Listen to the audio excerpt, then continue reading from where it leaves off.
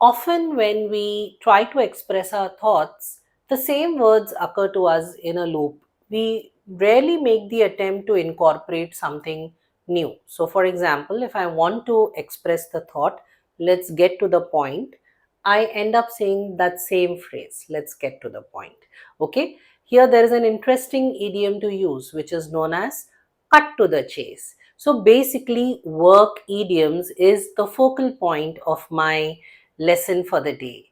Work idioms are very, very impressive when it comes to using them in your professional realm. So go ahead, try these work idioms and create that lasting impression. When something is not working out, you put in considerable effort, you brought the project or the activity or task to a particular point, yet at this point you feel we need to start from scratch, then what does it entail?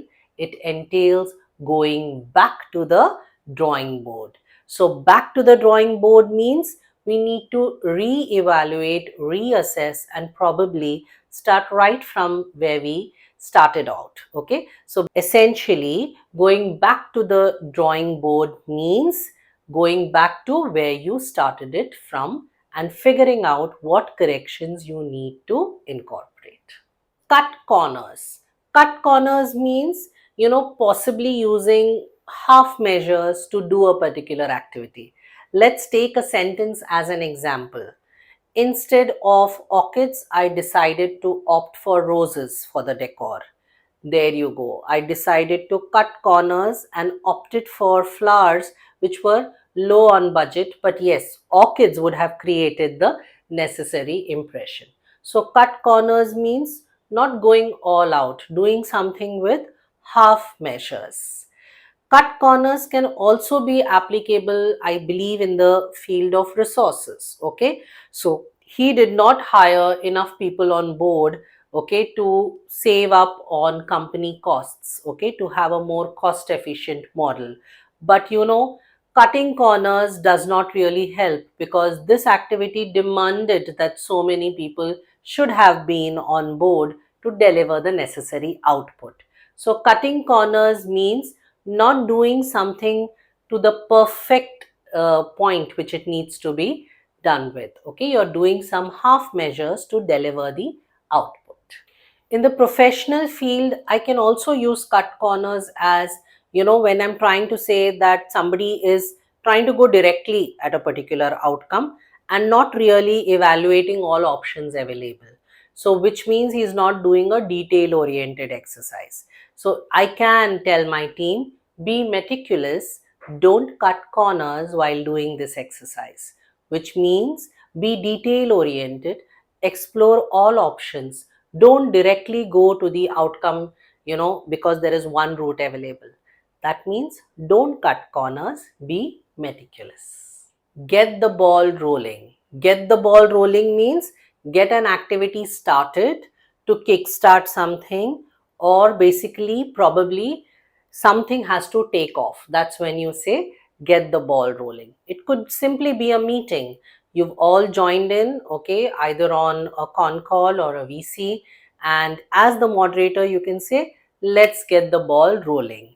It could also be related to next steps. Okay, after one step has been achieved, you know now that it needs to be implemented, put into action. So you instruct the team, let's get the ball rolling, which means let's get started. So it could relate to an activity, a discussion, a thought, okay, an ideating session, anything where you want to indicate let's kickstart or let's get started. So an interesting replacement is let's get the ball rolling. Call it a day. Call it a day is a way of saying let's wrap up and go home. It could also mean when you want to cut something or when you want to finish a particular discussion or meeting. Okay, so if you've spent probably 3-4 hours on a deliberation exercise with the team, and you intend to wrap up, you can say let's call it a day today, let's take it further from here tomorrow. Okay, so that is an interesting way to say let's wrap up. Okay, you can also use it at the end of the day or when you end a prolonged discussion or session on any particular topic. Go the extra mile, which means putting in the much needed additional effort to achieve a particular outcome. I would say early on in your career, you need to go that extra mile if you want remarkable results. Okay, otherwise, you need to settle for the ordinary. So, if you want remarkable outcome, if you want stunning results, go the extra mile regardless of the field that you are in. And definitely, it will pay off in the long run. So, going the extra mile is putting in more additional effort to get the desired outcome or to surpass the desired outcome. On the same page. On the same page means we both actually are trying to say the same thing, or we are in agreement with each other. Okay, you can use this in various ways. Okay, suppose you had a heated exchange with a customer, and you were trying to resolve it, and ultimately, as a conclusion of that exchange, you came up with a solution, and finally both of you agreed with it. So finally, you both were on the same page. Okay, not being on the same page clearly means disagreement. Okay, often my son and I are not on the same page as far as his study schedule is concerned. So not being on the same page means having a disagreement or not being in sync with each other.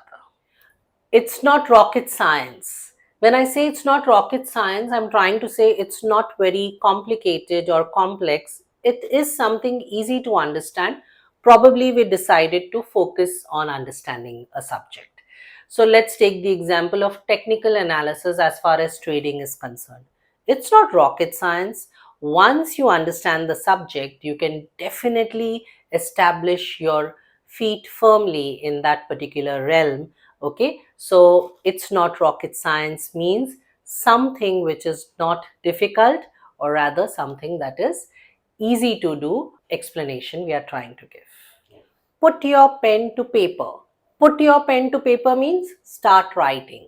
So if you want your team to take notes, or if you want someone to note down the discussion, you can easily use this phrase. Why don't you put your pen to paper and start, noting down the key points of this discussion? Or it's time to put your pen to paper because you're trying to ask them to jot down something that is critical.